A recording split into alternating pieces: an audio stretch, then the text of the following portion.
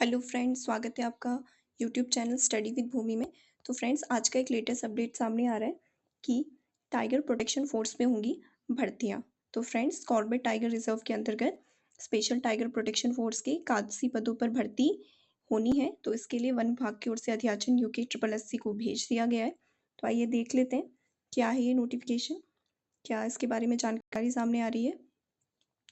तो जैसा कि फ्रेंड्स आप देख रहे हैं स्क्रीन पर,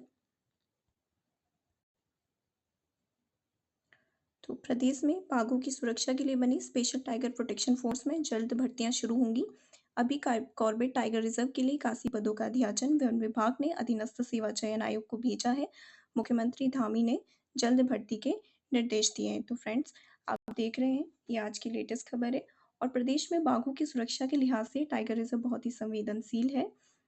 यहाँ बाघों के लिए बेहद खाद इंतजाम की जरूरत होती है।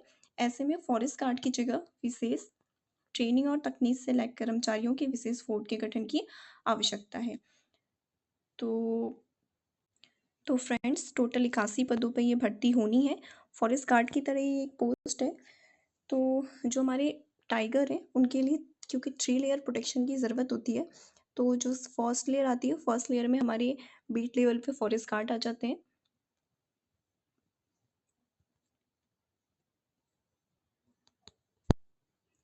तो जो रेगुलर पेट्रोलिंग करते रहते हैं।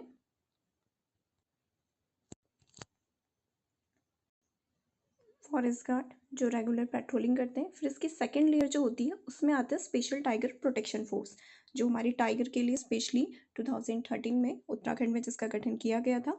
और जो थर्ड लेयर होती है इसमें local police, central intelligence agency और फॉरेस्ट ऑफिसर, ये सब आ जाते हैं। तो जो 3 लेयर प्रोटेक्शन होती है उसमें से जो हमारी सेकेंड लेयर प्रोटेक्शन है उसी में हमारी स्पेशल टाइगर प्रोटेक्शन फोर्स आती है।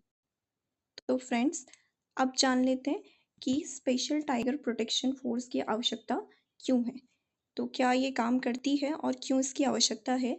तो फ्रेंड्स, जो हमारा टाइगर रिजर्व है उसके आसपास के जो एरिया हैं वहाँ पे कुछ गांव हैं।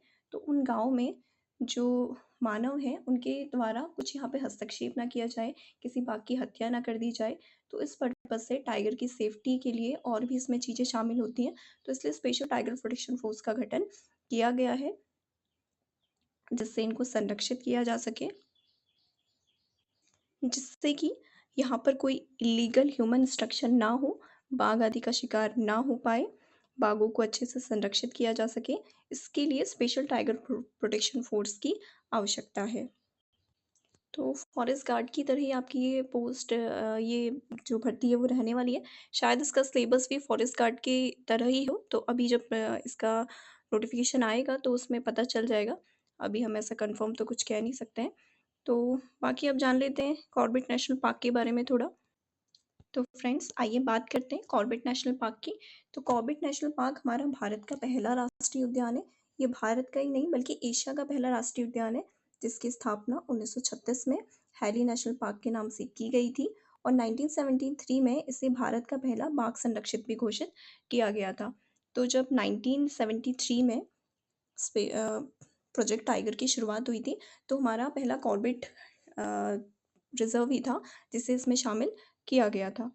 और तब जब 1936 में इसकी स्थापना हुई थी, इसे हैली नेशनल पार्क के नाम से जाना गया। हैली नेशनल पार्क, हैली के नाम पे इसका नाम रखा गया था। 2 डिस्ट्रिक्ट में, नैनीताल और पौड़ी गढ़वाल में ये आता है। टोटल जो इसका एरिया है 520.8 किलोमीटर स्क्वायर इसका एरिया है। बाकी देख लेते हैं, इसके बीच में एक पतली दून भी स्थित है। रामगंगा नदी इसके बीचों बीच से होके बहती है। और यहाँ पे जो स्पेशल टाइगर प्रोटेक्शन फोर्स का गठन किया गया था वो कब किया गया था, 2013 में स्पेशल टाइगर प्रोटेक्शन फोर्स का यहाँ पे गठन किया गया है।